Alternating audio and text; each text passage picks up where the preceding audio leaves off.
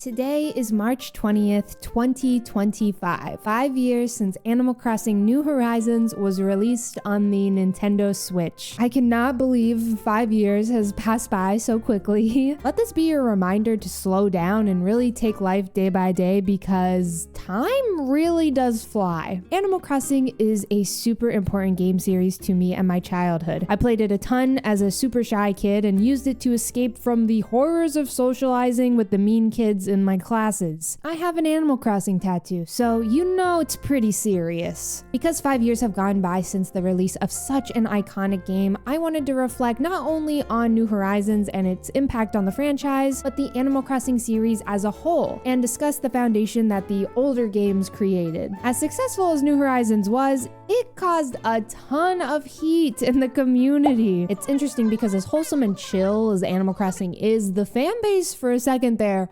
really was not. Animal Crossing New Horizons is an incredible video game, but it is so good because of the strong foundation previous Animal Crossing games built up. And in my opinion, newer fans take this game for granted and expect too much, but that is not at all the fault of newer players. That's because Animal Crossing New Horizons released as a pretty empty game that received updates that gave new fans something exciting to look forward to, but for older fans, content that they already had seen before. And when those updates stopped, new fans were upset because the updates had kind of become the norm, and old fans were upset because a lot of these updates were just content from older games. We have a lot of talking and time traveling to do today, but I thought I'd start this video out with a brief resume, if you will. I'd like to share my credentials and my history with the Animal Crossing series so you can get to know me and my Animal Crossing story a little bit better. And hopefully my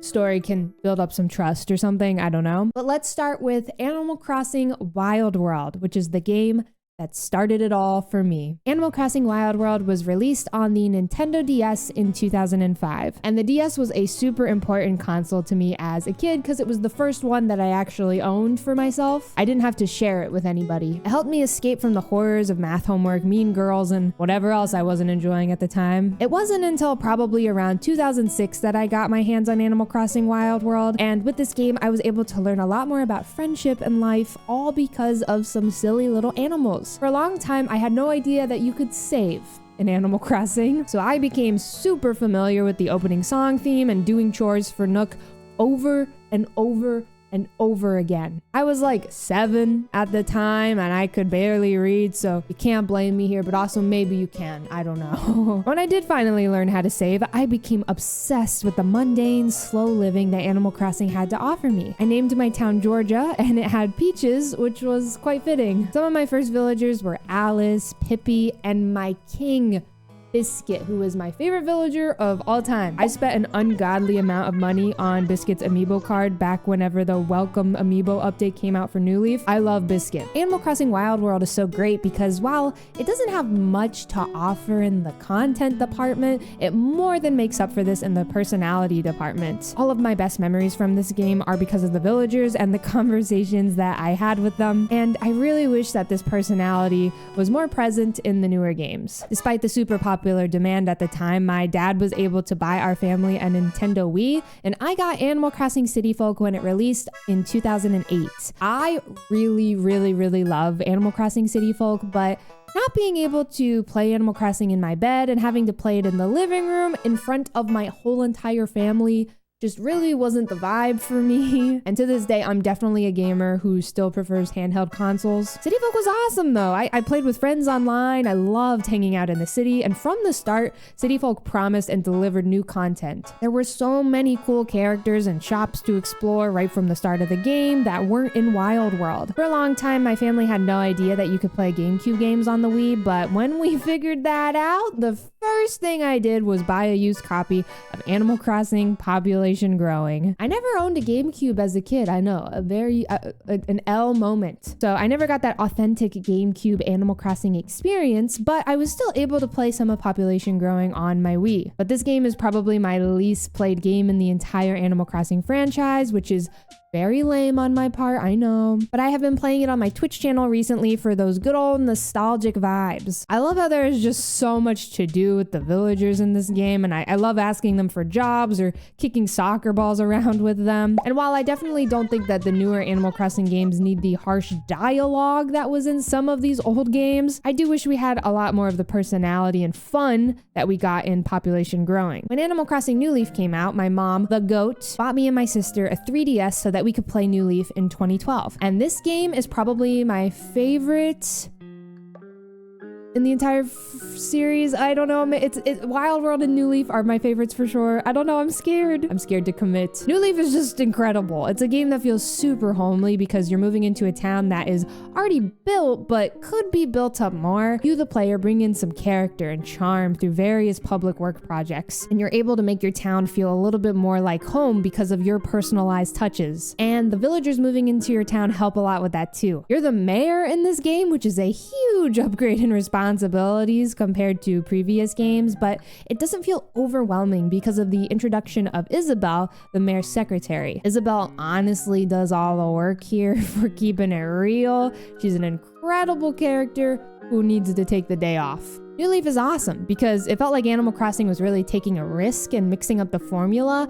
And while New Horizons also definitely changed the formula, I think it just didn't feel as exciting because the pacing for New Leaf is so much faster. As the player, you hop into your mayor role and are building things within the first week compared to the New Horizons 2-week tutorial grind, which we'll get into because I would love to hear your thoughts about this, so very much so. Also, I used to run an Animal Crossing New Leaf blog when I was 14, and I took that so seriously. It was practically my full-time job. I met a ton of really cool Animal Crossing mutuals through that blog, and I did a ton of multiplayer gaming on Tortimer's Island with people all over the world online. So I have just really fond memories of the 3DS Online, and Animal Crossing New Leaf. So hopefully by now it is clear that I am a huge fan. I love Animal Crossing. Animal Crossing and Pokemon are definitely my top two game series, and I feel very lucky to be alive during the production of them. As corny as that is, it's very true. And as a huge fan, I am sure you can imagine my excitement whenever I watched the Nintendo Direct that aired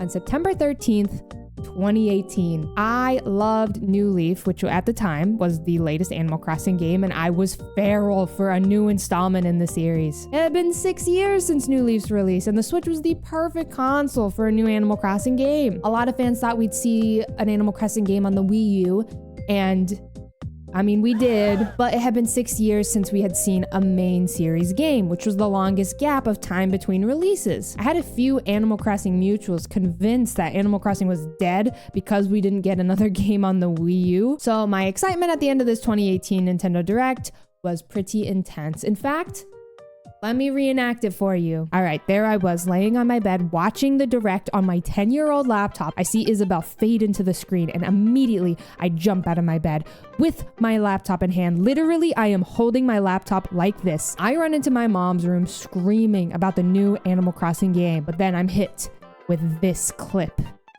I was devastated because I didn't play Smash. But today, as an adult, I can look back at this announcement and understand and acknowledge that it was very iconic. Anyways, I'm sitting in the hallway of my house that I grew up in. I'm devastated because now we're not getting a new Animal Crossing game on the Switch. But then who do I see fade into the screen? This bitch. Tom Nook is back. He has huge news. The emotional whiplash that I went through this night, oh my god. And so Animal Crossing on the Nintendo Switch was finally announced and released into the universe. It wasn't until June 11th, the summer of 2019, that we got more news about this game during the 2019 Nintendo E3. Guys, when this first look trailer started showing off the different seasons in the game, I literally started crying. And then the pathing, I think I crashed out. This E3 also announced that Animal Crossing would be delayed to 2020, and they had no idea that how much they were cooking with that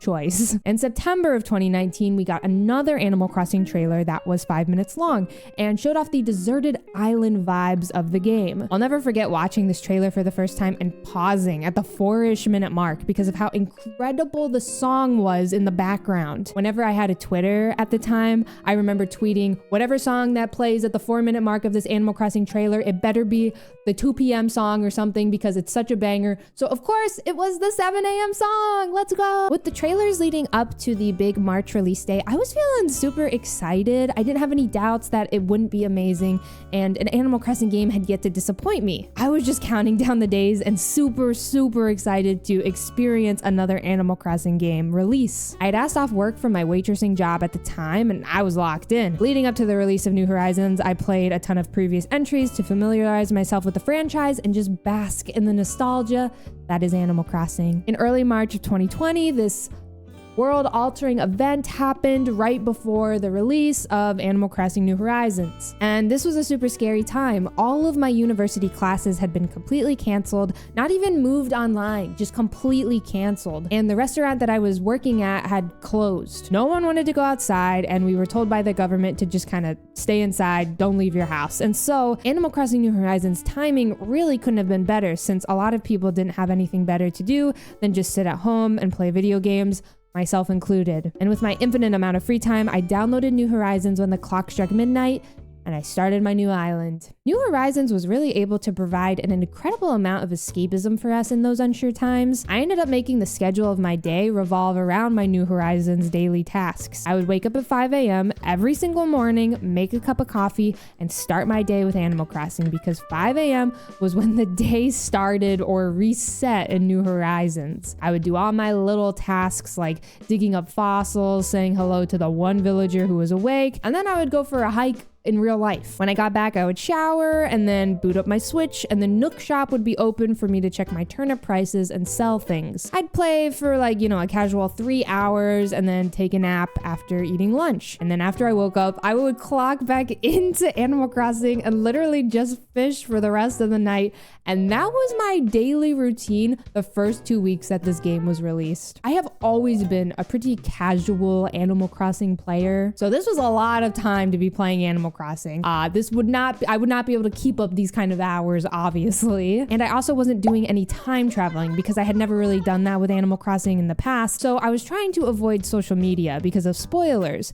And this is where my first critique with New Horizons starts. I feel like the beginning of this game is so slow. Now, a slow start is nothing new to the Animal Crossing games. In population growing, Wild World, and City Folk, Tom Nook forces you to work part-time at his shop whenever you first start the game. You gotta do chores in the game before you can do literally anything else, which is honestly kind of iconic. But in New Horizons, you don't get chores to finish in a day. Instead, you get 2 weeks of slowly building up your island so that KK Slider will come and perform a concert for you in your island residence. Now, I don't know, man. This 2-week grind, it can be longer as well, but it is just so slow in my opinion. First of all, the same song plays during the first 2 weeks of the game while you're building up the island. And when I first played New Horizons, I was pretty upset because I had just assumed that they got rid of hourly songs altogether. This 2-week period is already pretty slow, but having the same song playing in the background just made things feel a lot more slower to me personally. And while you make more and more progress towards getting KK Slider to perform, the song does change a little bit here and there, but it's still the same song. Going from New Leaf's hourly soundtrack, which is in my opinion the best hourly soundtrack in Animal Crossing, to just this one song, I was like, oh my god, why would they get rid of the hourly songs? I was so confused. I was just confused, I guess. But I need you to pause. I need you to delete your paragraph that you're typing right now because I want to say something here. To be fair, I doubt Nintendo was expecting people to be literally no-lifing this game when it first came out. I was playing it for several hours a day, like a lot of us were. If I were doing just maybe like an hour or two a day of gameplay, this music thing probably wouldn't have bothered me as much, and the game build-up maybe wouldn't have felt this slow, but I still feel like it's such an odd choice because 2 weeks is a ton of gameplay. And I feel like 1 week maybe would have been a better choice here. Kind of similar to New Leaf, I feel like it takes a about a week for you, or like a little less than a week for you to start like really getting into New Leaf's game and building up stuff in the town. And I had a ton of friends give up on New Horizons because the game was just too slow for them at the start, and they definitely weren't putting in as many hours as I was into the game. During the March through May era of 2020, Animal Crossing New Horizons was literally taking over the world, and I was still loving it and playing it every single day. Throughout these 3 months, we got some bug fix updates here and there, as well as an April free update on April 23rd, 2020. This update added Red and Leaf, two iconic characters from previous games. When I saw this update on Twitter, it was kind of just like a huh moment, because I was just shocked that they weren't already in the game. And also, I remember on the release day of New Horizons on March 20th, we got an update that added Zipper T Bunny to the game, and I was just like, I also remembered the first few weeks and months of the game while I was fishing and just making more progress towards completing my museum.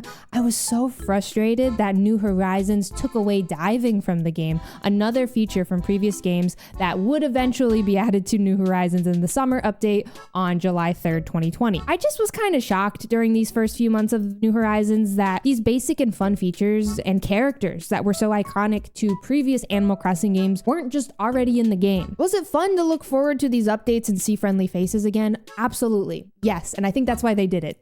It was something to look forward to, you know? But it was just odd to me that these, fun, free updates were just stuff that I'd already experienced in previous Animal Crossing games. It felt like a weird afterthought, but also a thing to string us along and to have us continue playing the game. I was expecting these free updates to give us something new and exciting, like what previous games had delivered from the start, and that's not really what we were getting at all. But I will say, the updates worked. It had me strung along, and I was still excited. I'm not trying to be a complainer right now. I was still very excited to see these friendly faces in my video game. At the end of July, we got another summer update, adding in Luna from Animal Crossing New Leaf and the ability to visit other islands and towns through the Dream feature. We also got fireworks shows as well, which again was already in previous Animal Crossing games. And on September 30th, we finally got a really cool update that felt new and exciting for me as a more seasoned player. I was excited about this update because it was new. We got pumpkins.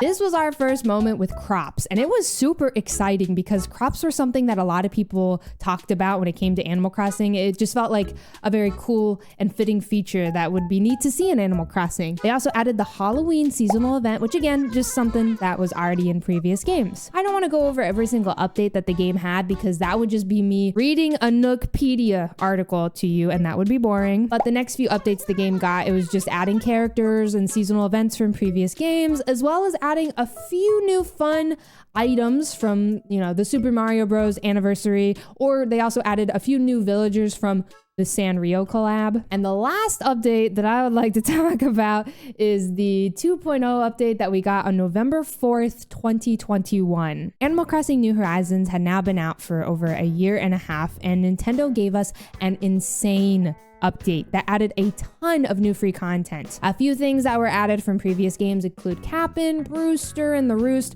gyroids, and group stretching. But this update also added a bunch of new content that hadn't been seen in Animal Crossing before, like cooking and more produce to grow. Also, we got some new KK Slider songs, some new hairstyles, reactions, seasonal items, and we got the Happy Home Paradise DLC being released the very next day. Now, this was an update, and also this was the last free update we got. The Animal Crossing 2.0 update was incredible. It added so much cool stuff to the game and was really able to capture that 2020 excitement again for me personally. Nintendo released a few more updates after this to fix bugs and issues, but after that was it. I have never seen the Animal Crossing community be so toxic. And I was there for when people were trapping each other on Tortimer Island in New Leaf. I know there were some other toxic moments in the Animal Crossing community prior to that, but dude, the Tortimer Island moment was pretty bad. Fans were so mad. So many people claimed Nintendo was, quote, abandoning the game and that they don't care about the fans, etc., etc. A huge topic of conversation during this time was the fact that Nintendo promised us that the game would be getting updates until 2023. This is a point or an argument that I see made all the time still to this day. Nintendo abandoned Animal Crossing. They promised us updates for 2 to 3 years until 2023, and instead they just gave up on the game and the fans. But y'all, this is not a fact. This did not happen. They did not promise us this at all. I am now going to play you a clip of me in my kitchen at my laptop doing research for this video and discovering this information. Okay, kitchen reveal. I was not expecting to film, obviously, and Poffin is here, by the way, if you could see him. So as I was eating dinner, I was watching and doing some research for this YouTube video. Basically, I was trying to understand where the promise for 3 years of content came from Nintendo. Fans get mad all the time because we were promised 2023. And so while I was eating my lasagna, I was like, okay, when did they promise this? I was trying to find where exactly that promise was. I have just watched every single Animal Crossing Direct and every single update video, like update trailer that they made, and I couldn't find a single place where updates were promised for 2023. And I was like, am I crazy? Am I making this up? What is going on? And so I started doing some digging. I found an interview with Aya Hyogoku. I'm so sorry if I'm saying her name incorrectly, with Scott Stein. She did this interview with CNET and it was translated by Nintendo. And I found out about this interview through AnimalCrossingWorld.com. They have an article called, "Did Nintendo Really Promise 3 Years of Animal Crossing New Horizons Updates?" They asked, how much do you see New Horizons evolving over time versus other Animal Crossing games? You know, are there possibilities of expansions or things like more fish or fossils? How far could this expand, and will there be future updates? And Aya says, so far as the actual details and plannings for the updates, we're still working on it. We want you to wait for further details to be announced, but I can definitely say that I'm really sure there will be an update, and this includes Bunny Day for April. Animal Crossing is a game where you're able to enjoy seasonal changes throughout the year, and it syncs with real time, and through that you are able to basically sync your real life with the game. We want to make sure that in 2 years or 3 years down the road, players will still continue to find new surprises in the game. So we hope to create an update that you can do that with. And that is why fans feel like they were, okay, so first of all, in the Animal Crossing World article, they mentioned that the actual quote is 2 or 3 years, not 3 years, which is definitely important because everybody's always talking about 3 years of updates and how we were promised 3 years of updates. All she said was that we want to make sure that in 2 years or 3 years down the road, players will continue to find new surprises in the game. So we hope to create an update that you can do that with. So I'm thinking now, like, okay, obviously something had to have happened on Twitter. I feel like Twitter was probably responsible for this. An article, somebody just like twisted these words on Twitter. I don't know, some website twisted these words, or maybe just readers themselves twisted these words and has made everybody believe that we were promised 3 years of updates. But this is the quote that comes from it. I just think that's crazy. When I read that, I almost spit my lasagna out. I can't believe this. I always thought that they just had announced at the end of a direct or at the end of an update trailer that they were just going to continue updating the game until 2023. But no, dude, not even close. I'm gonna link every single article down below for you to read if you're interested. That is absolutely crazy. I just needed to film this. I don't know, I just needed to film this. I can't believe it. It's crazy. Insanity. And now this rumor has truly spread around like it is fact. Everybody has believed for a while now that Nintendo abandoned the game. But now this brings up a very important topic of conversation and the main argument for this video, which is that, you know, these free updates we got, while at the time they were neat and they were something to look forward to from both a veteran fan's perspective and a newer fan's perspective, I think they caused more harm than good. I think they caused more harm than good. In my opinion, Animal Crossing New Horizons should have just released with everything. With everything, the diving, the crops, all of the seasons and stuff, literally everything that the 12 updates that the game received later down the road as just this complete package, you know? Imagine how cool it would have been to see like the crops in the trailer or the cooking in the trailer. A lot of times you'll hear people describe New Horizons as empty. It kind of was when the game was, you know, first released. When this game was first released, it didn't have any iconic characters from the past, no holidays, and it was missing just so many awesome features from the previous games. I don't even think I'm that upset about the holidays and like the seasonal stuff. I think the seasonal updates make more sense, but just not giving us like random features that made previous games super fun is so weird to me. I'm mainly talking about the diving here. Why did we not have the diving from the start? I remember when the New Leaf trailer first came out and it showed a villager character swimming in the ocean and diving underwater.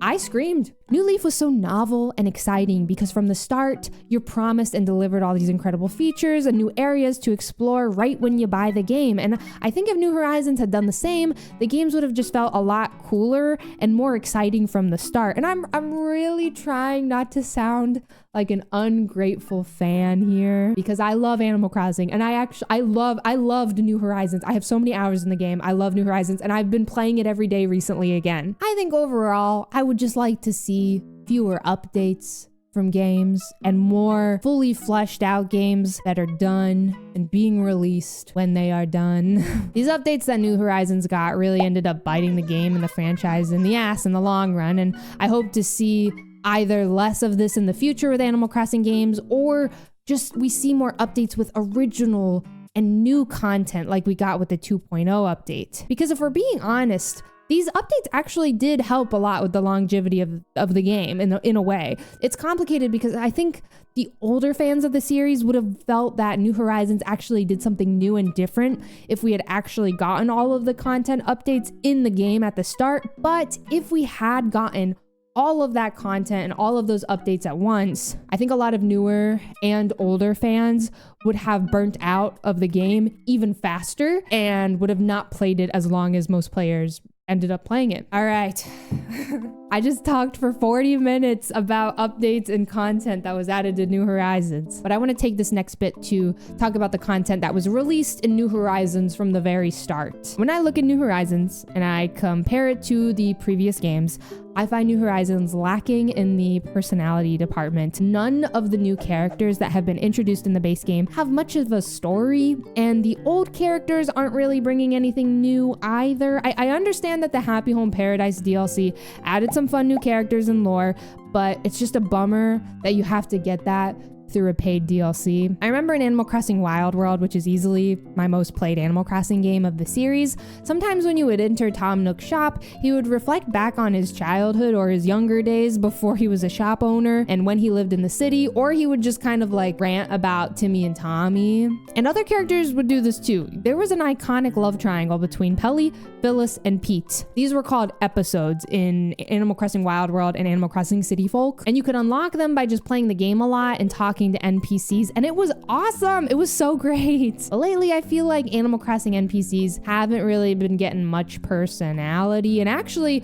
I don't even think this started with New Horizons. This started with Animal Crossing New Leaf. New Leaf robbed Tom Nook of any fun, whimsy, or personality by trapping him in this shop with Lyle. This is a prison. What the hell do they talk about in here? And actually, I often forgot about Tom Nook because I didn't really find myself visiting his shop often. And New Horizons didn't really help Tom Nook much either. He was just in the town hall and he never leaves it because Isabelle does all the work for the events and the announcements. And while New Leaf, struggled to deliver more story to the beloved characters of the franchise, the 3DS title did deliver incredible new characters with an immense amount of personality and fun, like Reese, Cyrus, and of course Isabelle. She has become an iconic staple in the franchise. When we look at the new characters we got in New Horizons, it's these, I don't know, it's kind of bland, and they don't add anything to like the overall Animal Crossing story, And speaking of blandness, we got to talk about the dialogue in Animal Crossing New Horizons. Yeah, the villager dialogue, it's rough. This is a very common complaint when it comes to New Horizons. If Biscuit talks to me one more time about the bug friends living in his house, I'm going to step on every single one of his bug friends. But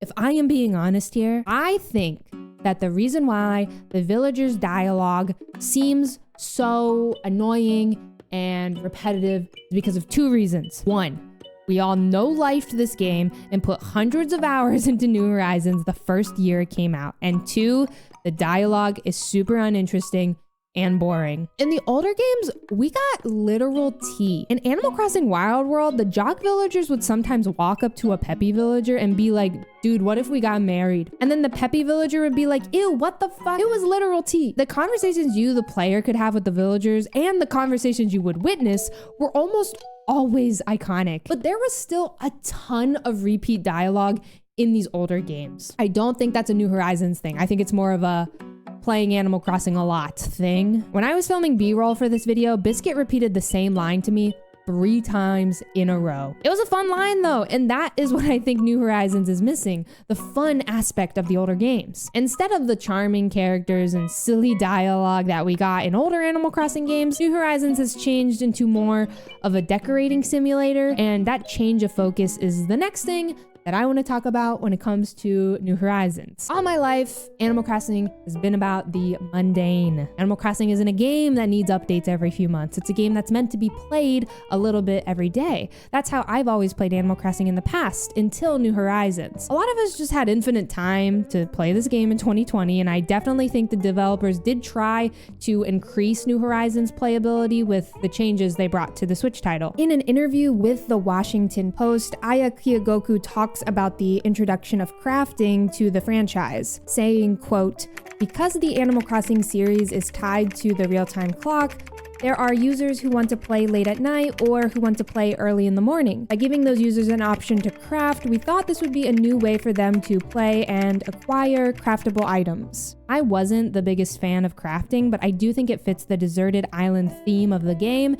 and makes sense. And it was pretty cool to be able to just build my own furniture even when the Nook store was closed. It definitely gives the players who are super limited on time the option to enjoy the game no matter what time of day it is, which is great. I feel like with the older games, when I was growing up, a super annoying part of the in-game clock was missing out on shopping at the stores. When I was a kid, I would have school and then band practice right after, and then theater rehearsals right after that. I often didn't get home until 9 p.m., completely missing out on daily inventory at the stores. So the option to craft whatever you need whenever you need it is genuinely very convenient, but just wasn't my vibe. There's no bulk crafting, so the game feels really slow when you try to craft multiple things, and it can just be super inconvenient, and I do not enjoy the tool breaking feature at all. It is just so annoying. Your tools breaking during maybe like a late night fishing session or while you're watering your flowers is already gonna slow you down, but then you have to go craft a new one. Sometimes when a tool breaks for me, I just turn the game off. I'm like, whatever, I was not meant to fish. And the most annoying thing about tools breaking is the fact that golden tools can break. Like, why? It just really devalues the golden tool, in my opinion. You put all this work into, getting the golden tool recipe, and now it won't even last you forever. What was all that work for? They're still cool to have, but like, are you kidding me? They still break. Also, quick insert, did anybody else bury their shovel day one of New Horizons and check the shovel the next day, hoping that the developers brought back this feature? Or was that just me? Let me know. Now, okay, I feel like I have been a hater the past 11 pages of this script, but I really don't want it to come off that way because I really do love Animal Crossing a lot. I know this is crazy, but it is okay to have opinions and critique the things that we love. It's why we do it. We want the things that we love to be better and do better. And despite its lackings, New Horizons did a lot of incredible new things for the franchise. For example, terraforming is awesome. There is so much creative potential because of terraforming. We went from being the mayor in New Leaf to becoming God in New Horizons. And if it's not something for you, then you don't have to use it at all, which is really great. It's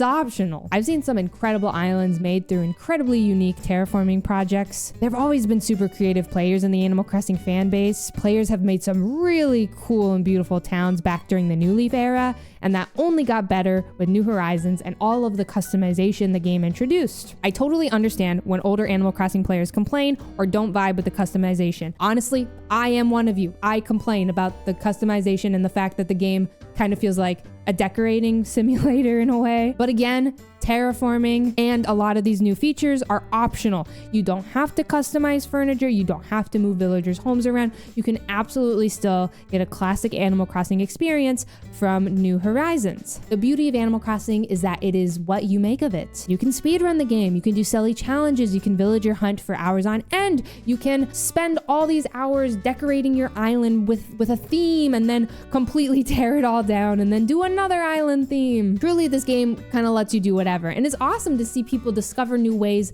to experience Animal Crossing. For me personally, I prefer to just kind of play the game the same way I did when I was younger, just a little bit every day. I no longer put in 7-hour sessions like I did whenever the game first came out in 2020. Also, what's crazy to me is during those 7-hour sessions, I was just fishing. I wasn't like decorating my island or like flattening it and like doing all this cool stuff. I was literally fishing. Another really awesome thing that Animal Crossing New Horizons did was change the way character customization works. In that same Washington Post article I quoted earlier, Aya tells the reporter, quote, "We basically wanted to create a game where users didn't really have to think about gender, or if they wanted to think about gender, they're also able to." An obvious, incredible thing that New Horizons did for Animal Crossing is introduce the series to millions of new people. The fan base has never been bigger, and I am sure developers are nervous and eager to give us something incredible, or at least I hope they are. I really, really hope they are. It's obviously going to be really hard to compete with New Horizons sales given the timing of when it was released, but I'm hoping fans of the series show up. And so that is what I want with the next Animal Crossing game. I hope that developers are working on a really exciting new installment that is even better than the last and one that they are super proud of. I'd like to see the next game have more personality and exciting new stuff for newer and older fans alike. And what are you hoping for with the next Animal Crossing game? I would love to hear your thoughts and opinions down below. Even though Animal Crossing New Horizons was absolutely lacking in the content that older players expected from the release, it's still a super fun and delightful, enjoyable game. And hey, you know what? The game got there eventually. If you are needing an Animal Crossing fix, I have 2 recommendations for you while we wait for news and an announcement of the next Animal Crossing installment. 1, Animal Crossing Pocket Camp Complete is so fun. I can't believe I am a mobile gamer, and I honestly don't really want to suggest or recommend that you get on your phone. However, I have really, really enjoyed my time with it. Unfortunately, you can't get it for $10 anymore. I believe it's $20 USD. I got it when it was on sale for $10. And it is so worth it and so fun. I love playing it so much. If you played Pocket Camp in the past, Pocket Camp Complete is basically Pocket Camp without any microtransactions, and instead you just pay this one-time fee and you get all this stuff within the game. It's really great. My second suggestion for you, if you are needing some more Animal Crossing in your life, is a YouTuber who is truly the Animal Crossing GOAT. This is a YouTuber I used to watch whenever I was in middle school. And he is still to this day making Animal Crossing content and playing in all of his Animal Crossing games. And it is truly inspiring and iconic. And this is JVGS Jeff. Jeff has so many Animal Crossing videos to watch. This is endless Animal Crossing content. If you want to watch some Wild World or some City Folk or, maybe a little GameCube moment, he's got it all. He also has blogs for every single town that he runs in Animal Crossing, and you can read up on how his towns are doing.